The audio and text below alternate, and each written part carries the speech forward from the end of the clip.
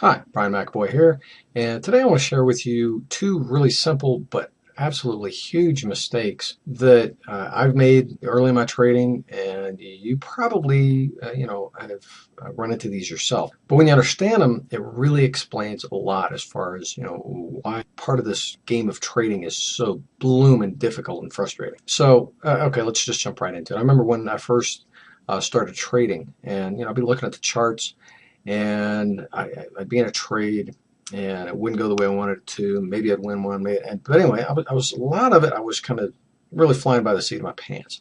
I kind of had a method, I kind of didn't. And every time I'd hit a losing trade or I'd be getting, really anxious about stuff, I'd go looking for, some, magic indicator that would give me a whole lot more confidence in what I was doing, so that I could look at that indicator and I'd know, okay, this is a reliable setup. This one's not going to turn against me. This is giving me much better, confidence in what I'm doing. I tried all kinds of different indicators. Maybe I would run across one that, hey, this looks promising. It looks like, I've got some good correlation here. And then I would try using it and, it might work for a few days, maybe even a couple of weeks. And then I'd kind of run into the same old problem where, oh, wait a minute, it looked like a good setup, but, damn, I lost money again. It was really driving me nuts.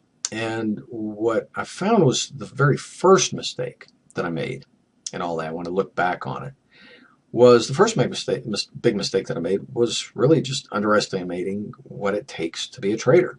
I thought, hey, I get this, I get how it works. You get in, you get out. It's simple. I get it.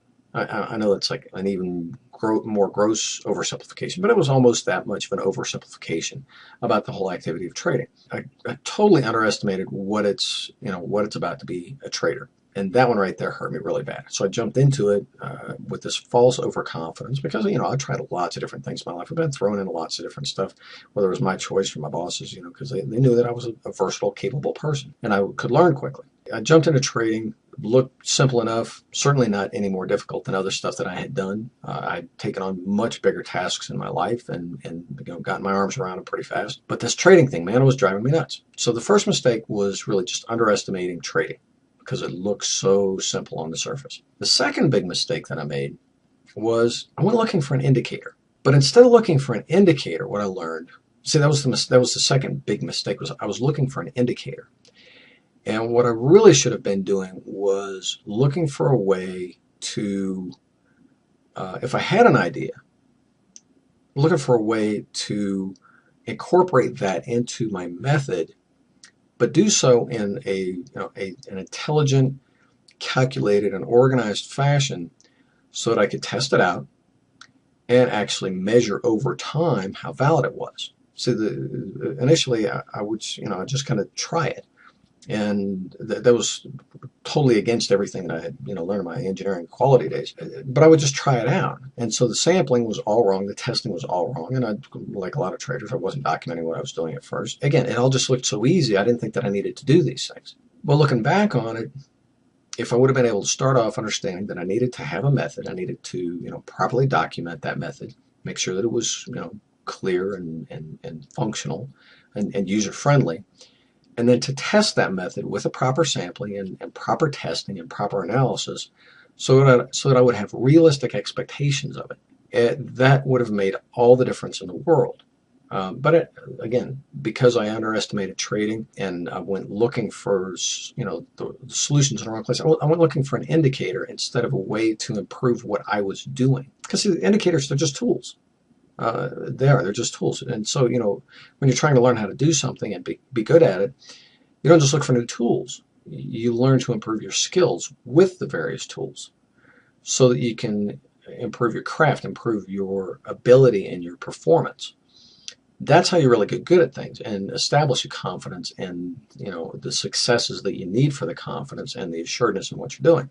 I just wanted to share that with you because I remember in my early days, that's one thing that just drove me nuts. I mean, like you, I'm a fairly intelligent person. Again, I've had done a lot of things in my life, was able to jump into new stuff and learn quickly, and succeed. But man, this trading thing, it really got me. And looking back on it, those were a couple of mistakes that I made because trading is so easy to underestimate.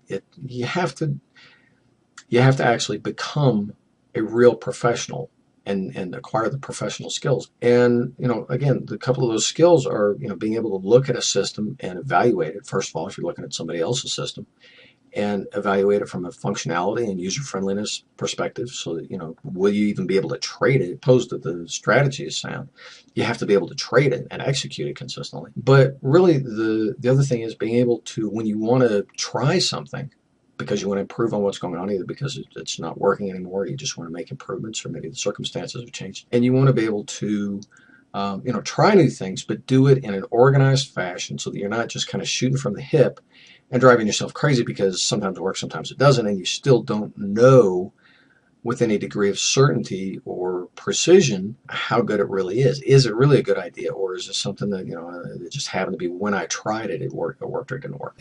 It's a skill-based profession. And, if you have experienced some of these frustrations, then you probably would be a good fit for the Trading System Mastery course, because that's where we talk about, how to do these things as far as, with your system, getting it documented properly, and testing it, and also, how to incorporate things, how to try new ideas. But again, do it in a business-like and organized fashion. I hope this has been helpful for you. Feel free to leave a comment if you know of somebody else who might benefit from this video. Please do share it with your friends. If you just want to shoot me an email, let me know how I can help you in your trading. That would be cool. Send me an email, brian@insideouttrading.com. I'm here to help you become a better trader and enjoy some success. Cheers.